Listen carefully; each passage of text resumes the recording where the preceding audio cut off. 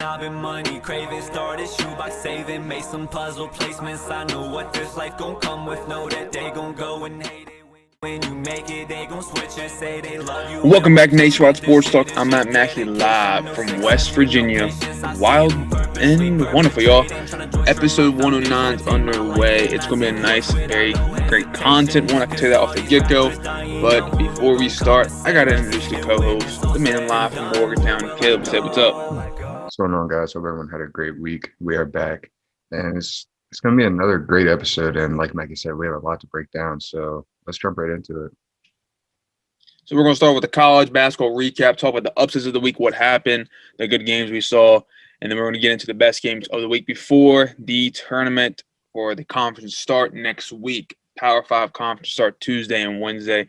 So we'll be back earlier next week on Tuesday to break those down for you and give you a prediction of who we think is going to win and the best match you can see in all Power 5 conference tournament games.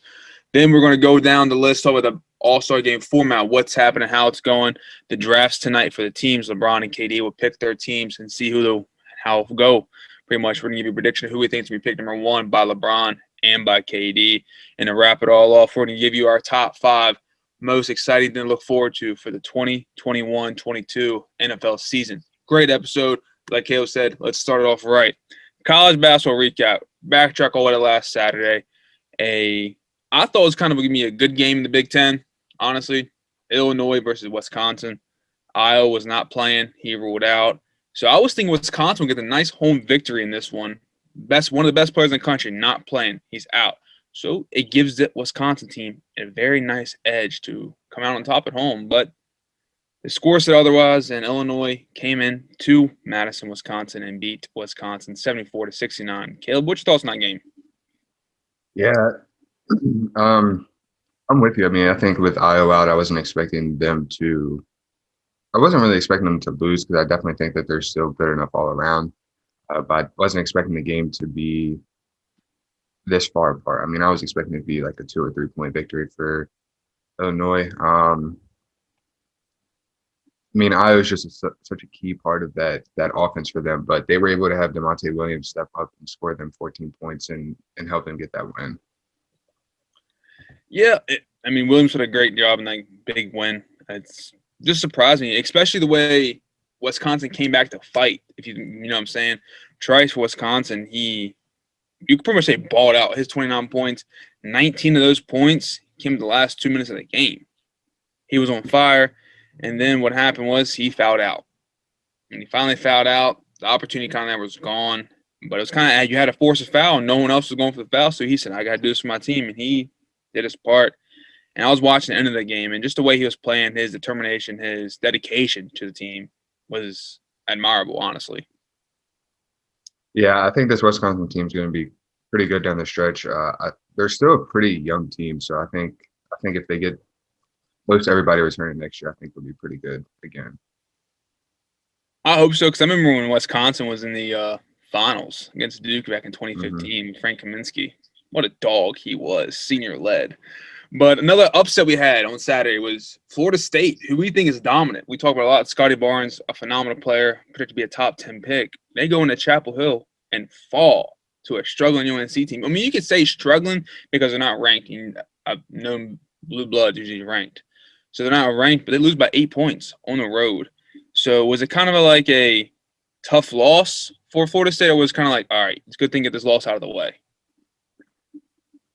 I think somehow kind of both. Like you obviously don't want to lose that game sitting back at 11. I mean, they were just off for a couple weeks without playing, and then I think before they went on break, they were also went out with a loss. So, I mean, this Florida State team is sitting at 14-4, so you're obviously a good team, but the way this North Carolina team struggled this year, I think you should. For how good this Florida State team is, I think they should have easily won this game. So I think it's a little rough, but it gives you stuff to work on. And I mean, at least you won this one right now other than in March.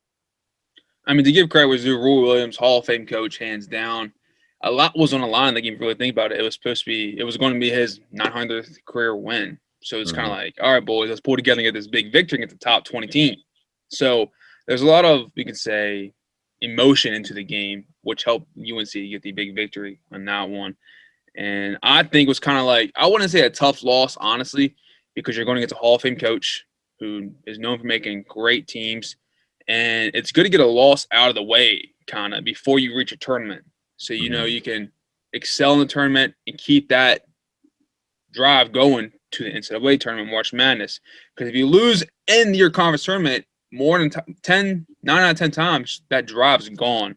And you won't have that dedication and drive, especially emotion, hype around you going into March Madness. So get it out of the way now so you can focus, like you said. Focus what to work on, so now you're ready for tournament time.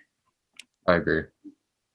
Great game over in the Battle of Bedlam. You can say Oklahoma State and Oklahoma went to overtime in Norman, Oklahoma. Oklahoma State goes on the road to Oklahoma and gets a 94-90 victory in overtime, led by the projected number 1 pick, Cade Cunningham, with 40 points. I've said earlier in the year, this Oklahoma State team, they always somehow get that one excellent guard. That's just, I mean, you really don't know what to do with them. And Cade Cunningham is just another example. Kid's a freshman, and he's pretty much just doing whatever he wants there on the floor against a top 10 team. You know, and like I said with this Oklahoma team, I think they could be – it's like the same thing with a lot of Big 12 teams. I think they could be Sweet 16 teams, and some of them could even reach the Elite Eight. And for Cade to come out here and drop 40 points again on a top 10 team, I think could be a Sweet 16 team. It just shows you how good he is, and I think that kind of solidified his number 1 pick for him. 100%. 100%. The performance he had against the top 10 team on the road, dropping 40 points, shooting 12 for 21, making 13 to 14 free throws. Phenomenal play. You pretty much proved yourself. And like you said, can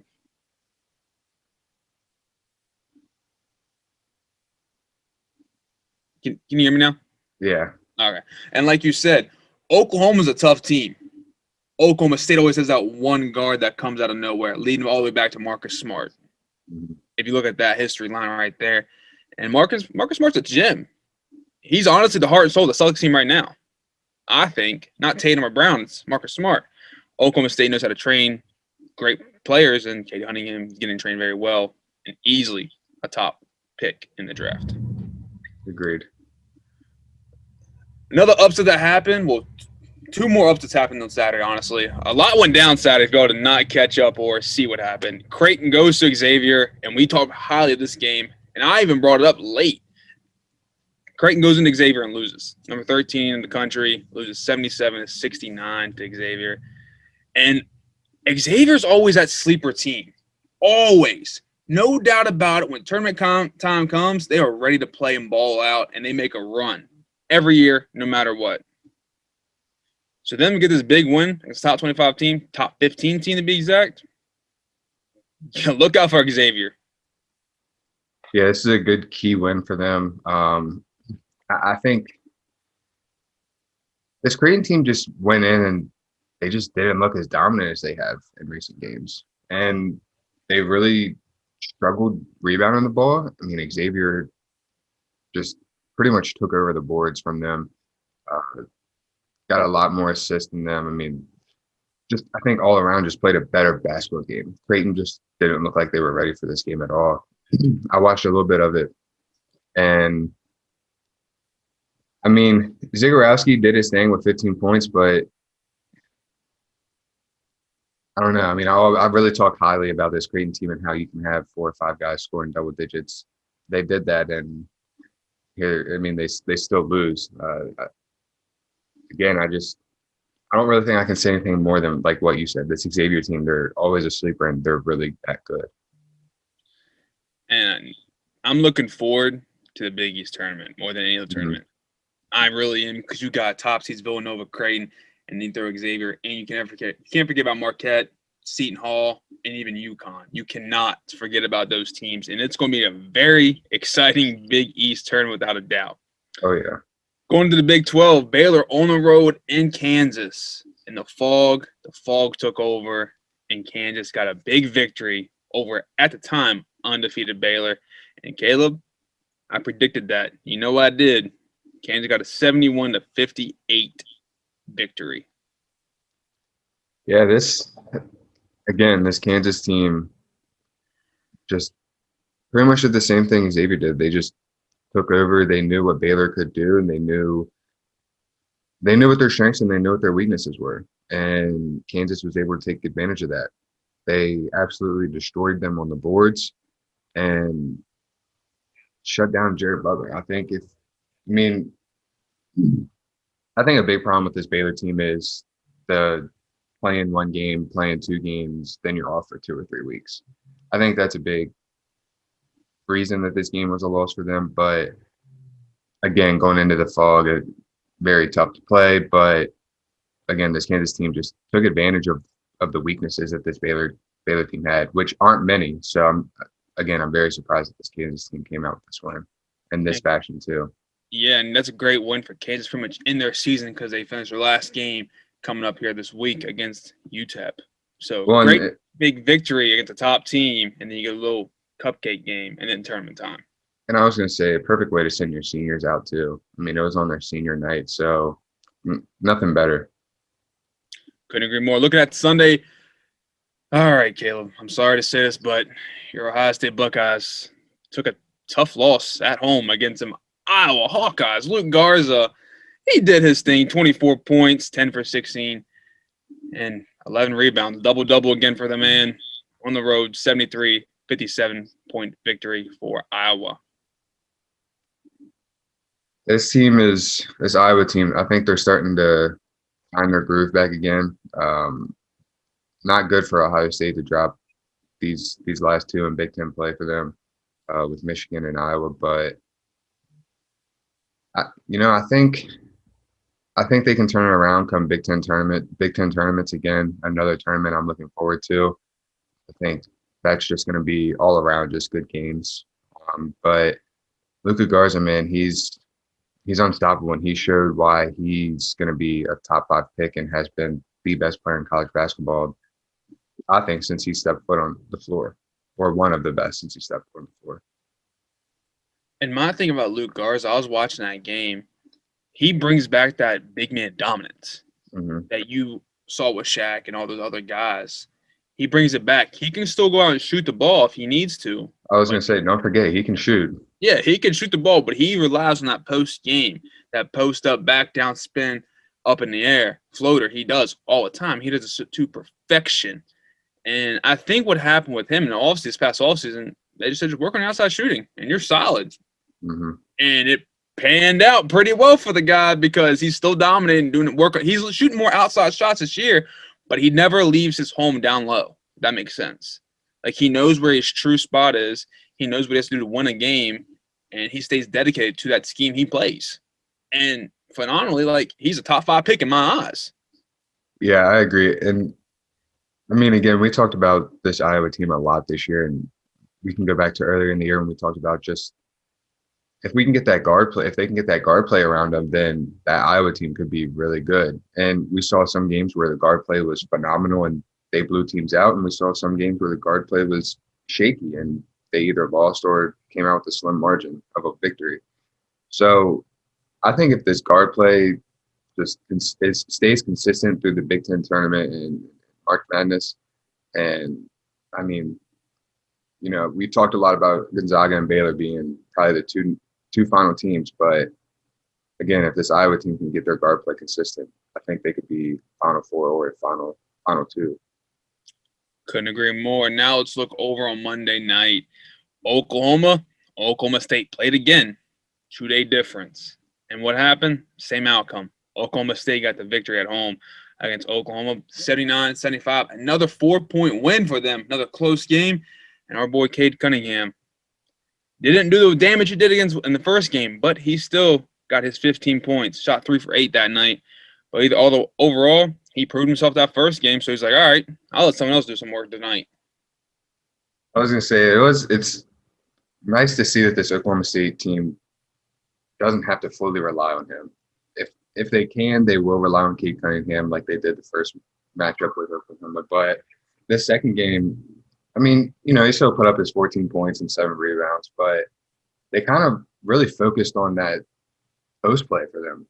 I mean, their forward Khalid Boone had 17 points and 9 rebounds. Excuse me. I mean, he pretty much again was what Cade Cunningham was the first game. Could pretty much do whatever he wanted, and then you had Cade Cunningham on the perimeter doing whatever he wanted. This game's shocking me though. I don't expect this Oklahoma team to drop 2 straight, especially with the way Austin Reeves has been playing this year. Well, especially just having a 2-day difference. Well, that too. Exactly. I mean, I would expect you to be a little bit more prepared. Yeah. You have that Sunday kind of to relax, calm down. Monday you fly in, or Sunday you fly in or bus in, honestly, more than likely, and you have a little shoot around practice kind of thing. You know what to work on from the game before. So that 2-day difference kind of is a big factor because you don't have enough time to prepare to what you will need to work on from the last game. So you can look at either way, but it's the fact that 2-game difference, same outcome, that's hard to do for a team to win, honestly. Mm-hmm. Let's be real. For a team to beat the same team twice in a row, that's hard to do, but Oklahoma State got it done.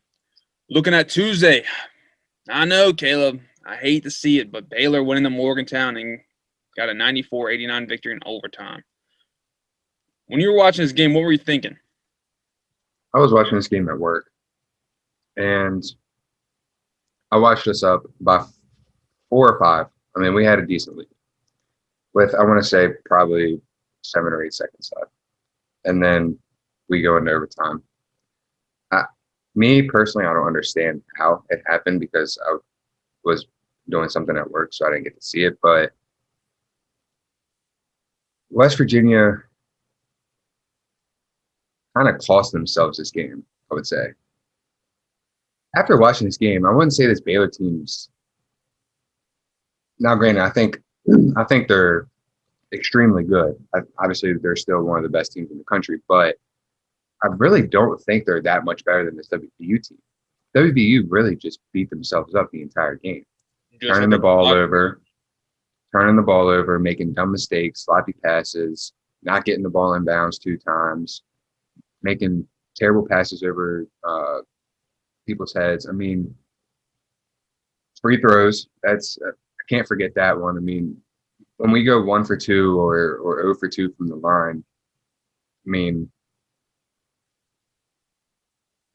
you just cost yourself. That's really all I can say. Yeah, looking at the full stats, honestly, WU shot 32 free throws. Baylor shot 14. Well, and I mean, again, like going 1 for 2, we lost by 5 points. Going 1 for 2 or those 32 free throws. If you just hit, I mean, if you just hit 2 for 2 on 2 attempts, I mean, that's almost, you're at a 1-point margin right there, and I'm sure we could score a layup to win the game or something. So again, just shooting themselves in the foot is really what it all comes down to for this WVU team. I think that they could, honestly, after watching this game, they can play with anyone in the country. I truly believe that. But, you know, I think lack of experience too. I think that kind of gets them. They're very young, so I don't want to be too hard. I'm going definitely off that lack of experience because you look at the full stats. They out-rebounded Baylor 36-31. They had 2 more turnovers than Baylor. That's it. They missed 4 free throws. But here's my thinking. You got to adjust to the teams you play against. That makes sense. So when you're playing like Kansas State or like Iowa State, TCU teams, you can shoot as many threes as you want because you're going to win the game. But when you're shooting 9 for 23, you lose by 5. Do the math. You take off 3 of those attempts, even just 2 of those attempts at threes, and make a little driving. You draw the foul. You might make the layup, but then you get 1 extra point. See what I'm saying? Baylor's a good perimeter defensive team. They've shown that, proved that. So you're shooting 9 for 23, less than 50%, Caleb. You got to adjust to who you're playing. You can't keep going out playing the same exact game because in tournament time, when that comes, you're playing a new team. First round, new team, 2 days. 2 teams in 2 days. Second round, you get like a week to adjust. You get a week to adjust. But, I mean, I get they want to stick to their scheme, schematic kind of format they play, but you got to adjust to the best of the best. Yeah, I mean, Granted, I am happy of. Well, I will say this. I mean, I'm glad WVU was able to make this a game. Like, you never really knew who the more dominant team was throughout the entire game. Like, Baylor was up 12-2, I think. They went on a 12-2 run, I believe. And then WVU just comes back firing, and they're down by 2 at half. And then the game goes neck and neck the entire second half. WVU makes a little run, Baylor bounces back and goes to overtime. And then Baylor runs away and wins by 5. So, I mean, you get a little glimpse of like who the better team is at some point and see, again, I think, like we said, the veteranship of Baylor. I mean, this Baylor team is very senior heavy. So I think that's a key thing for them. But you look at, I mean, I just think that veteranship down the stretch was more valuable, I would say, than just being the better team. I agree. But we'll see what happens when Big 12 tournament comes, because hopefully these two teams face off in the final if they're not on the same side. I think it'll be conference. I think it'd be kind of dumb if you put them on the same side this year. In the conference? Yeah. Oh, It's like WVU and Texas aren't even really close. So it's like put Oklahoma and Texas, all them down there. Give us someone that's close. Exactly. Same night, Tuesday night, Big Ten. Illinois, again with that Iowa de Suma, goes into Ann Arbor and beats number 2 Michigan. Not just beats them, dismantles them 76-53. Yikes. We talked about the two. I find this very funny now because the two teams we were kind of had a little argument about being the second most dominant team in college basketball. And then they lose. They get their first, well, for Michigan, it'd be their second loss, but It happens. this is, again, shocking to me. Without Iowa, I wasn't expecting this Illinois team to not only beat Michigan, but dismantle them the way they did. Trent Frazier really stepped up and did his thing. 22 points and 4 rebounds. And caught a couple glimpses of this game, and I watched him, I think, shoot 2 or 3 threes. And they were just back to back. And I was like, wow, this kid is crazy. I really hadn't seen him play that much before because it's usually always Io and Coffee Coffburn who are just doing all the work whenever those two are on the court. But Trent Frazier, this was, again, without Io out, kind of allows other people to step up and do their thing. And this is a prime example. What also happened in that game, Michigan got out-rebounded by 16. Illinois had 42, Michigan had 16, and 5 out of those 16 were in the offense. 5 out of those 26 were in the offensives. So, what you learn in Major League and Rec Ball, follow your shots, especially when you shoot 34%. You only make 17 shots, and you miss, do the math real quick, 32 shots. You only get 5 rebounds. Follow your shots, buddy. It's that simple. Juwan Howard, he should know the game. Follow your shot. Looking over at Wednesday night, we had a nice Big East matchup.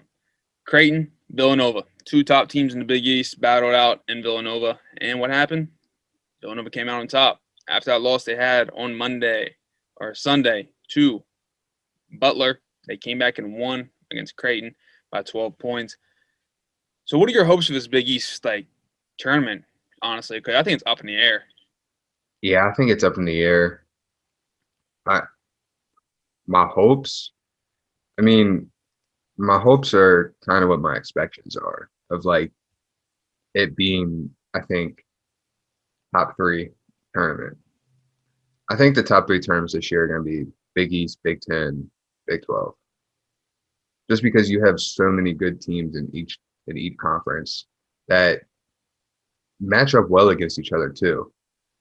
You don't really have that, I would say, dominant team in each conference that's just absolutely running the conference. Yeah, Baylor's sitting at 1 loss on the year, but I mean, at least their loss was in conference, and WVU's giving them a game. I think they'll have probably another close game here towards the end of the year and Iowa State gave him tournament play. a And Iowa State gave them a game. game. But honestly, I think it might be the best one, just because Big East is always so scrappy.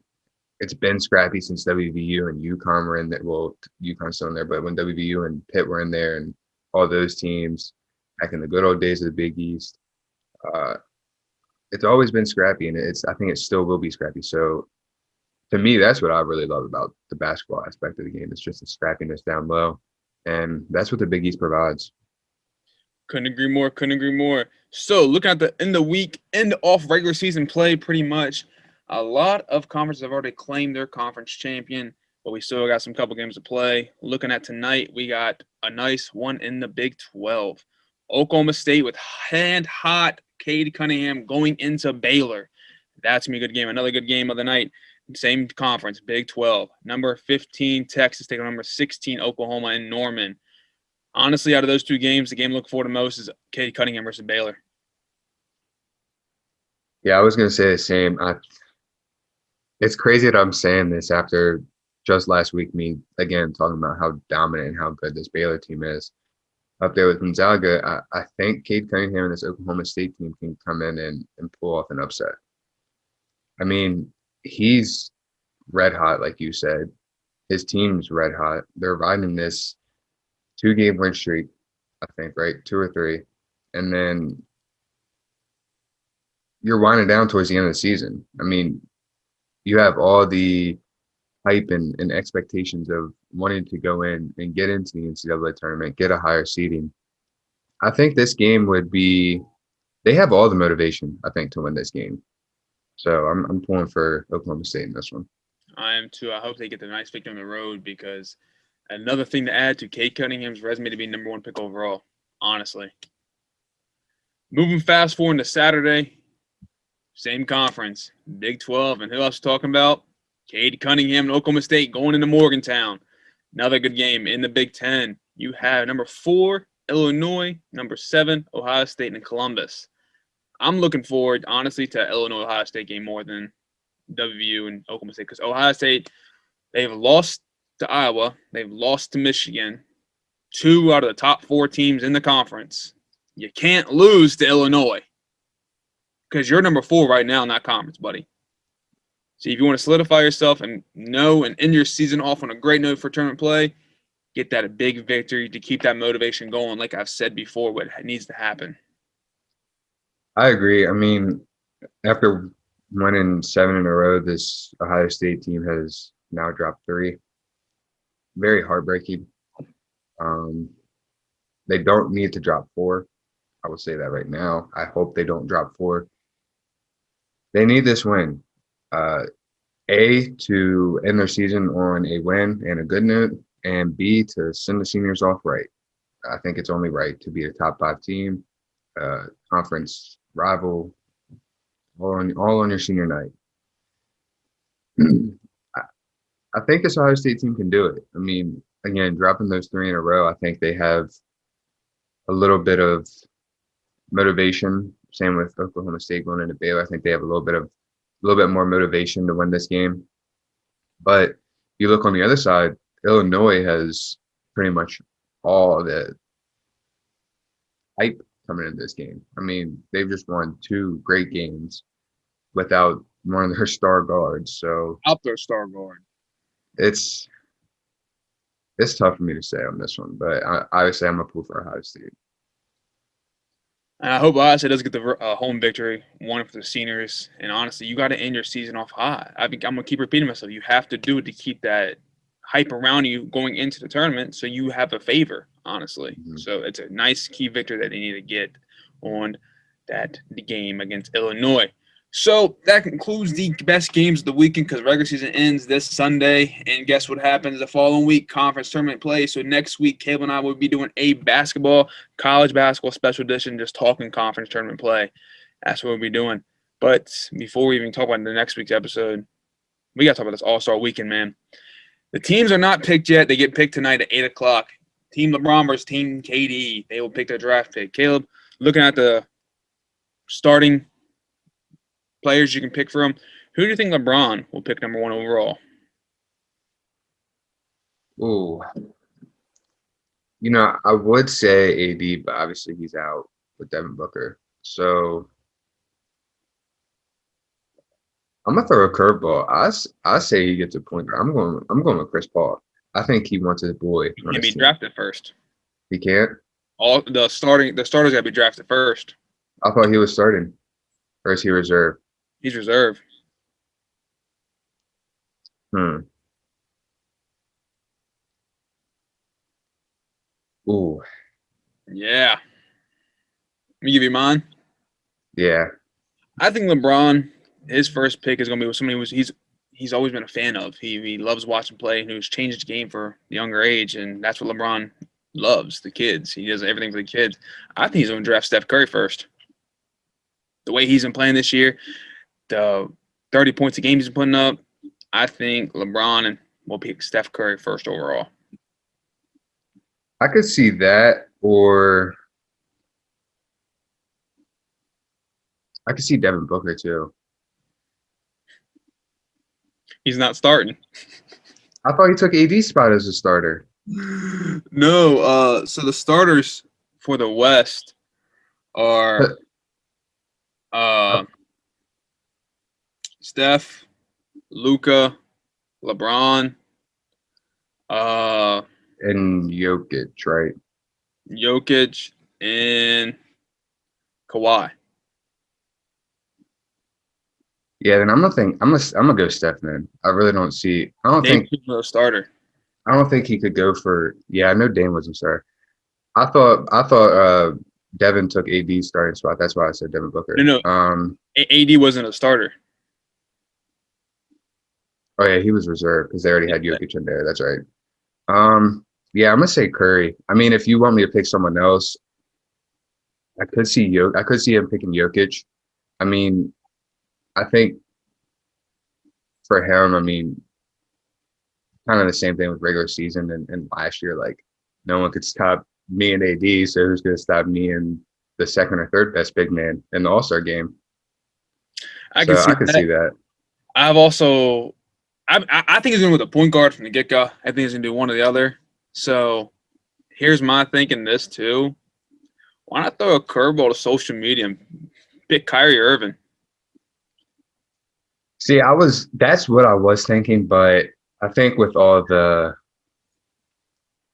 because if LeBron don't pick him, KD gonna pick him, and if LeBron doesn't pick Steph Curry, KD's picking Steph Curry. I think those are the top 2 picks. Well, I think with Kyrie, I don't think LeBron would pick him because all that shade Kyrie's been throwing. So, I mean, maybe he could and just pretty much embarrass him. Be like, all right, look, like, I don't know. Acting out, boy. Yeah, LeBron could figure out some way to embarrass somebody in All-Star game if they were on his team. But no, I think Steph Curry, and I think probably KD will get Kyrie first. And I think if KD gets Kyrie, LeBron will be out for a little bit of vengeance. Oh, for sure, 100%. Might try to dunk on him. Looking at the All-Star weekend, it's all set for one day on Sunday. So prior to the tip-off, they're doing a skills challenge and 3-point contest. The skills challenge will consist of Robert Covington from the Trailblazers, Luka Doncic for the Mavericks, Chris Paul from the Suns, Julius Randle from the Knicks, Domantas Sabonis from the Pacers, and Nikola Jokic from the Magic. Out of those players, who do you think is going to skill challenge? It's either going to be Luka or Chris Paul. There's no That's way. There's no way. I mean, you have two, like, I would say handles-wise in the league, it probably goes Kyrie, James. I mean, I'm obviously not in no order, but I would say probably Kyrie, James Harden. I mean, Luka's up there, Chris Paul's up there. I mean, there's so many players that have great handles, but just those two, I think, are set apart from everyone else in handles wise. So who's going to win? In that list. I don't know. Probably Luca. I think his youth is going to be. Chris Paul's been there. He's done that. He's I agree. This I is like think his Luka's what gonna win eighth it All too. Star. Yeah. So he's like, oh, what the hell do I need to win a skills challenge for? So looking at 3-point contest, it's going also before tip off.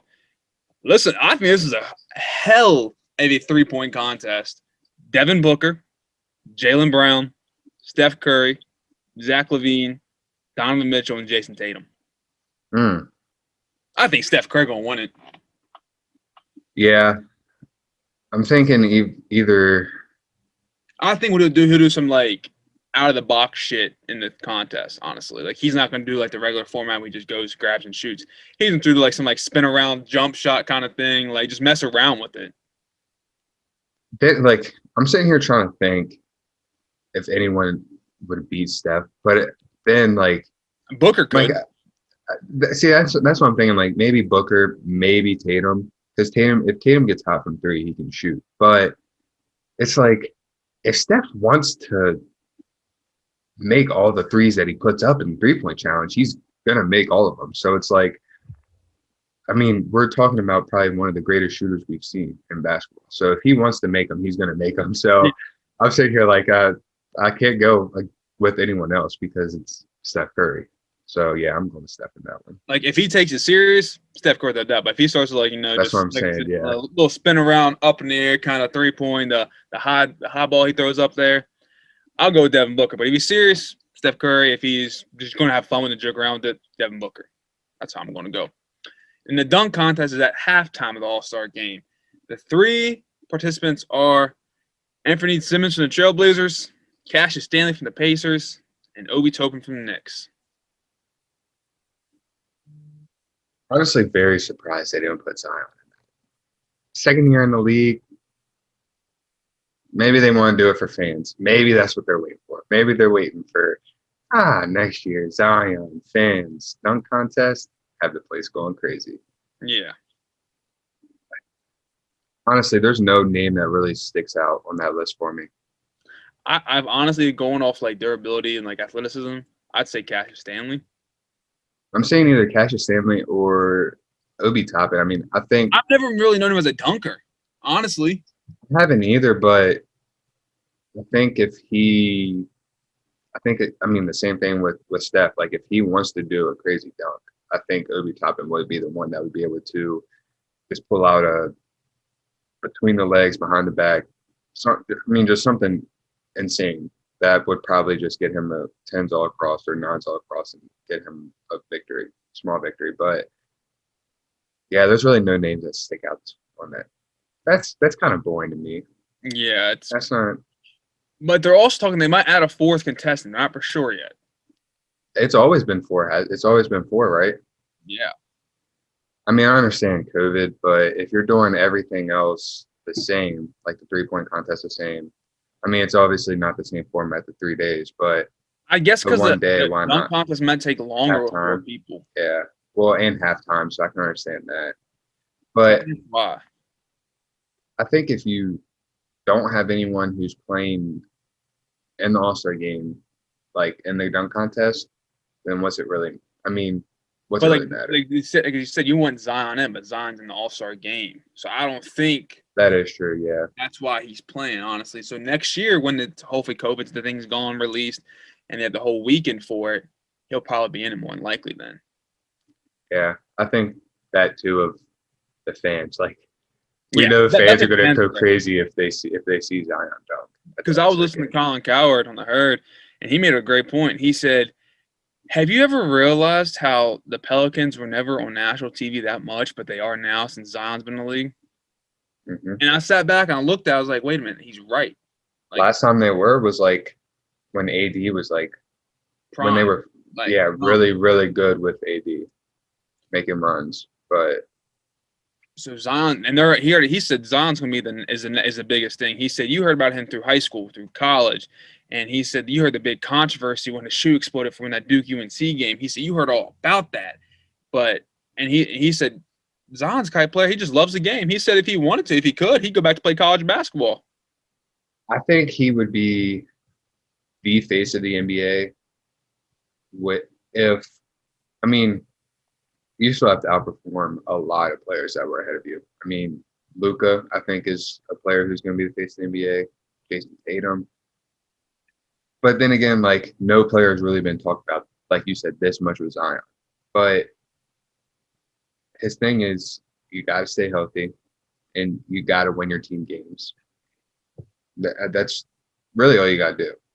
Just keep your mind right, stay healthy, win games. Because if you're not winning games for your team, I mean, are you really doing anything? Couldn't agree more.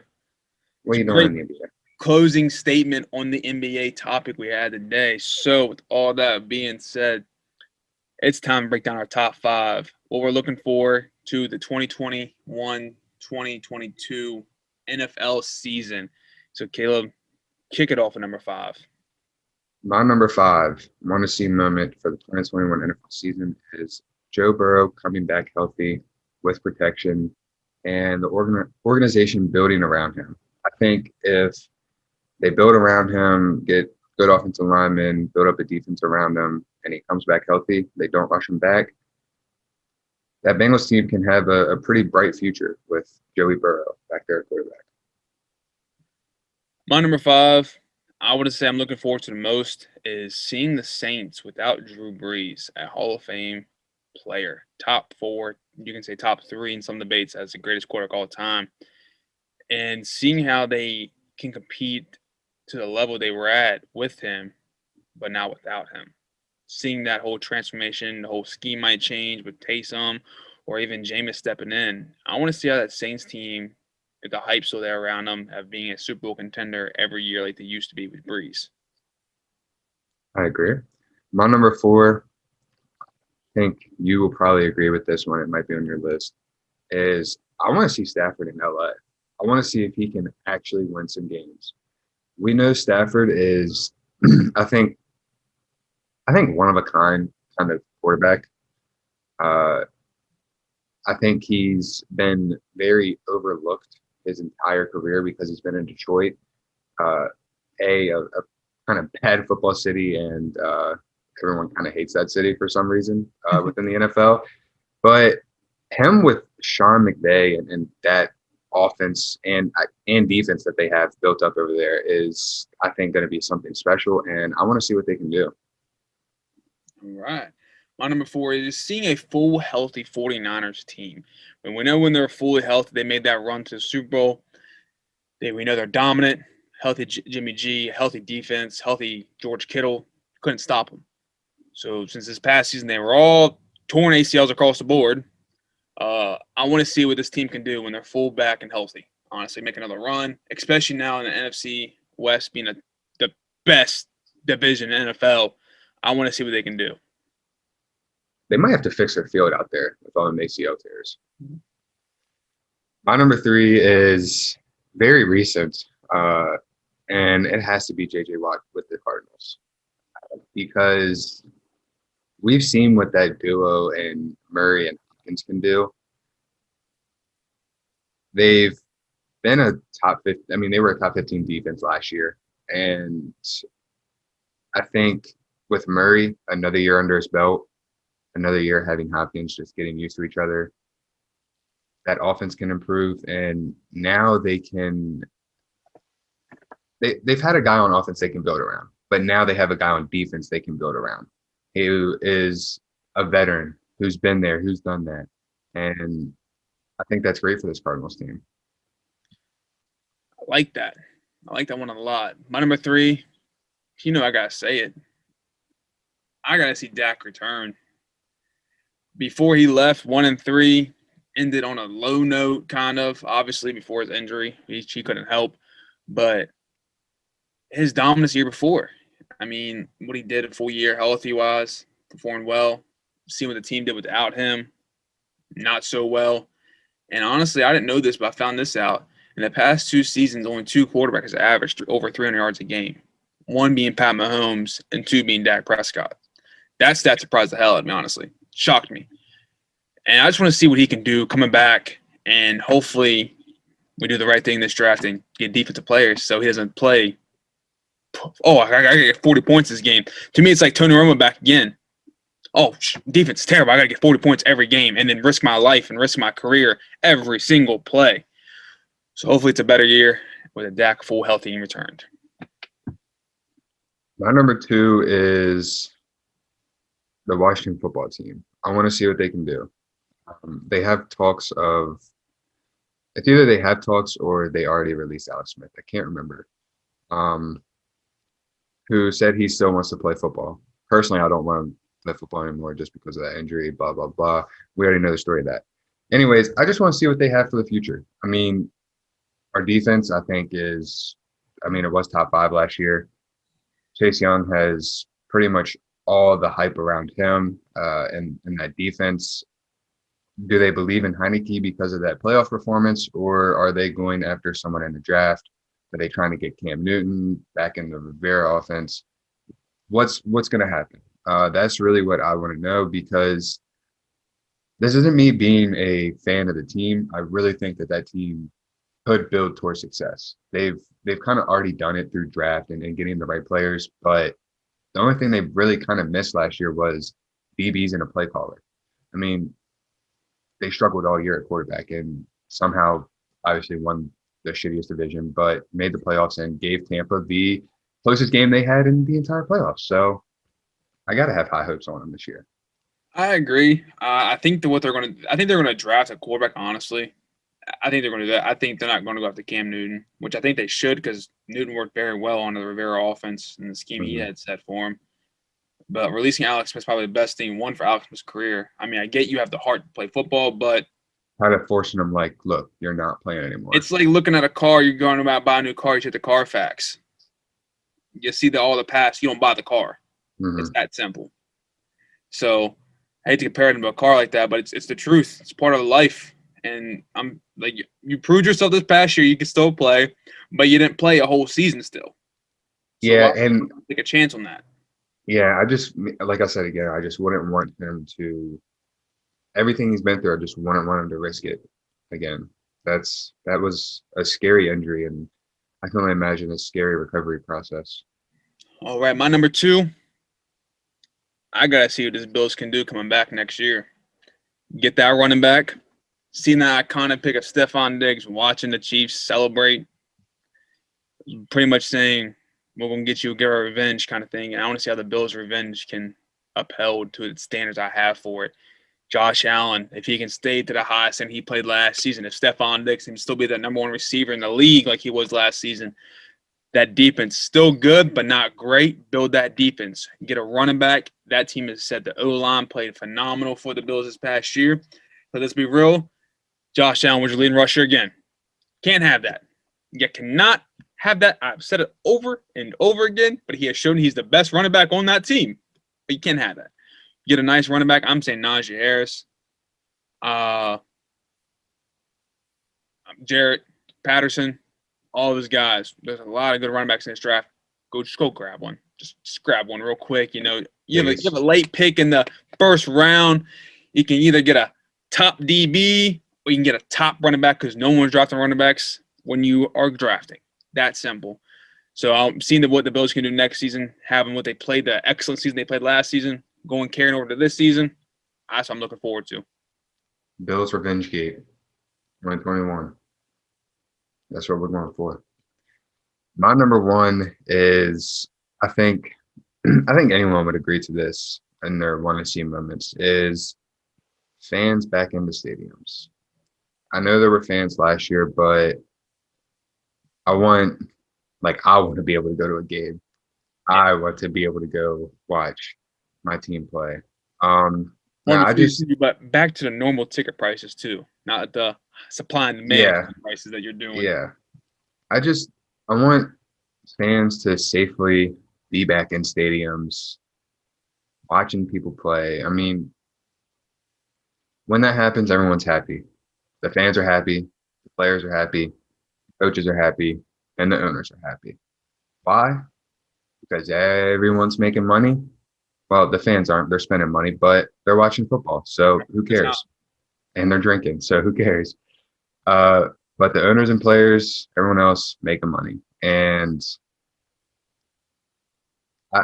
I mean, I'm not going to say I don't see the NFL surviving if there's no fans in stadiums, but it would definitely be a dramatic hit to the NFL if for another year or two they couldn't have fans in the stands. So I think that is my number one.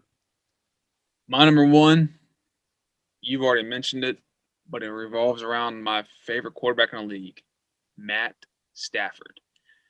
He is finally off the lines, and I'm just looking forward to him to finally being on a playoff team to see what he can do, showcase his talent. Like you said, he got a great defense. He got Sean McVay coaching him up. He's in the toughest division, and that's the reason why Arizona went after J.J. Watt. So your number 3 it was? Led because of Matt Stafford. Mm-hmm. Was because of Matt Stafford. That's honestly the real reason why that's what they decided to pay him the big bucks, because now Arizona knew that they were going to be a top 3 team in that division. But now with Stafford coming to the Rams, you push back to 4, so they had to fight and compete against that. So that's what caused your 3 to go from J.J. Watt to Cardinals, Matt Stafford. The whole quarterback spiral came from that man.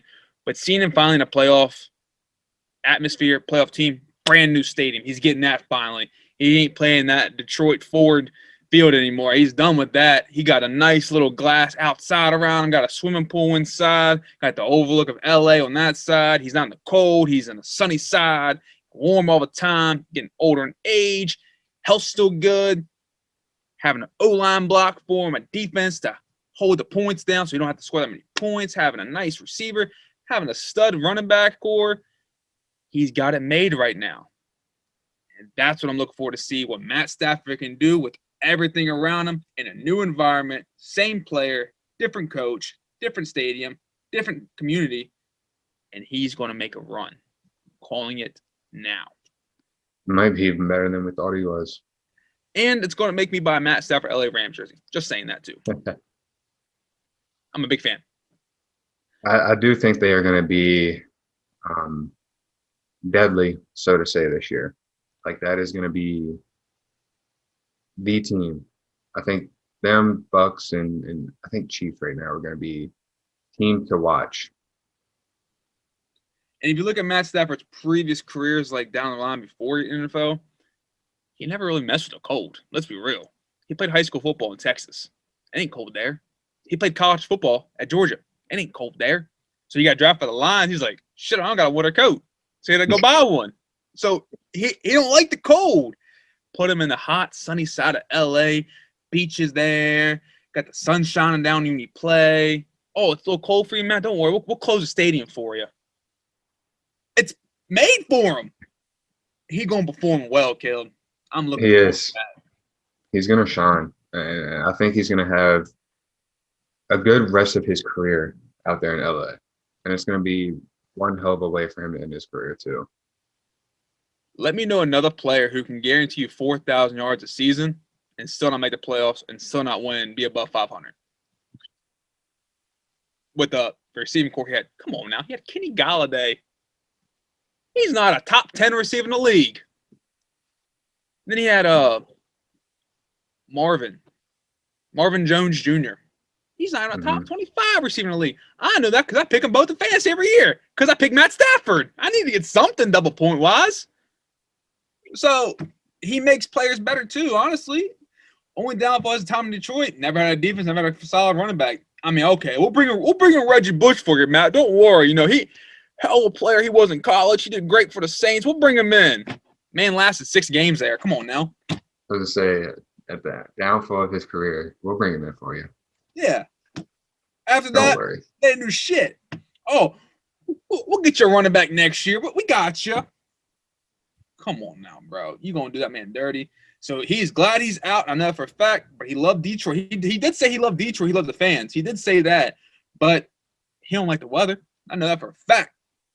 He loved that sunny weather, and that's why he's made a time in L.A. And I'm surprised that the Lions let him go for Jared Goff. Do they not know what they're getting? Yeah, that was very shocking, to say the least, to me.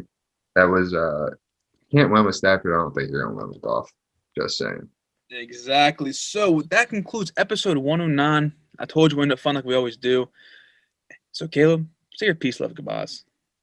Well, guys, like Mackie said, that is episode 109. We will see you guys next week. Leave a like, comment, and subscribe. Let us know your top 5 want to see moments for 2021 NFL season, and we will see you guys next week for 110. Like Caleb said, come back next week. Well, not really next week, in 5 days. And we'll be doing a college basketball edition strictly on the conference tournament play because all the seeds will be set. Power 5 conference, break those down for you. Give you our predictions, solid play, and who might win MVP of the tournament, honestly. We'll do that as well. So make sure you come back next week. It's going to be another fun one, and we're going to add a top 5 at the end of it as well, like we always do. We're going to give you our top 5 best Wooden Award winners of all time for college basketball. That's the top 5 next week, Caleb, so write that down for yourself so you know. We have fun doing this. So like, subscribe, share, do all that stuff for us. Follow us on Instagram and Nationwide Sports Talk. Follow us on Twitter. It's always fun there too. We post everything there. So what can't you like about it? You see when we post, so you're informed then. So you can't say we don't inform you. Can't say that. Let's come back next week. Episode 110 will be happening on Tuesday, college basketball edition. I'm Matt Mackey. I'm peacing out for the week, well, days. So come back next week. It's going to be another great one. Peace.